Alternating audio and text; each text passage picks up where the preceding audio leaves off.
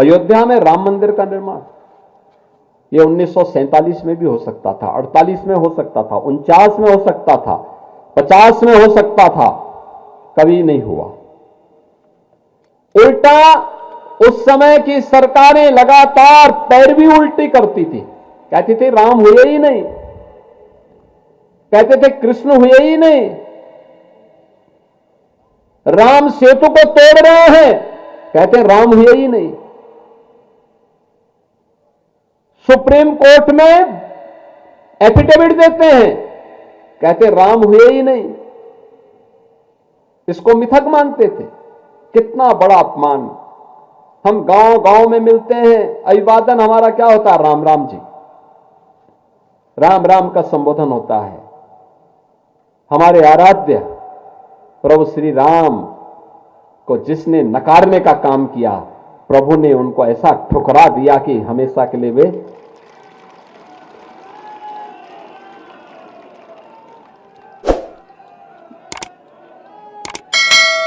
आप सोचो ना, उन्होंने राम को ठुकराया, राम को नकारा, राम ने उनको ठुकरा दिया।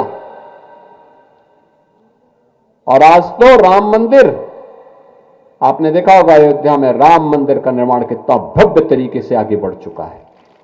भव्य राम मंदिर का निर्माण अयोध्या धाम में हो गया।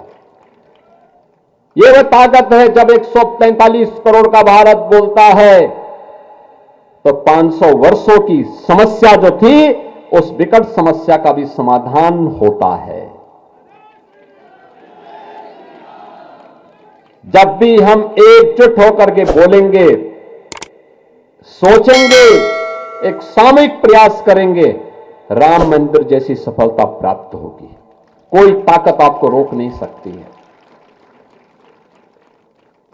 ऐसे ही काशी में काशी विश्वनाथ धाम बन गया।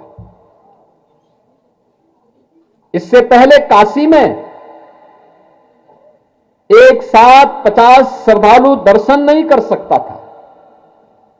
आज एक साथ 50,000 श्रद्धालु वहां पे दर्शन कर सकता है। इतना बड़ा कॉरिडोर बन गया है।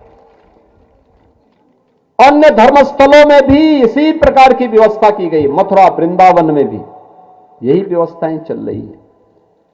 बहनों और भाइयों, करने की इच्छा शक्ति होनी चाहिए। व्यक्ति के मन में भाव हो। ये भारत की जो आस्था है, ये भारत की आस्था केवल एक आध्यात्मिक आस्था नहीं, यह आध्यात्मिक आस्था के साथ साथ राष्ट्र चेतना की भी एक तप्त दीप है, एक प्रज्वलित दीप है। यह आस्था बनी रहेगी तो भारत की राष्ट्रीयता को भी ऊर्जा प्राप्त होती रहेगी, भारत की एकता बनी रहेगी। उत्तर से लेकर दक्षिण तक, पूरब से पश्चिम तक भारत को यह आस्था जोड़ती है। यही आस्था हमारी सबसे बड़ी ताकत है। याद रखना, यह आस्था को बनाए रखने के लिए हम सबको अपनी उन कमियों को दूर करना पड़ेगा।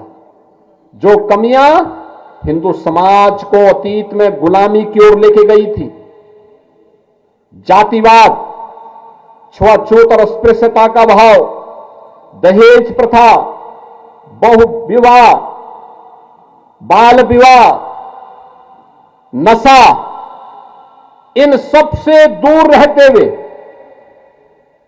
हमें विशुद्ध रूप से देश और धर्म के हित में सोचना है, कार्य करना है।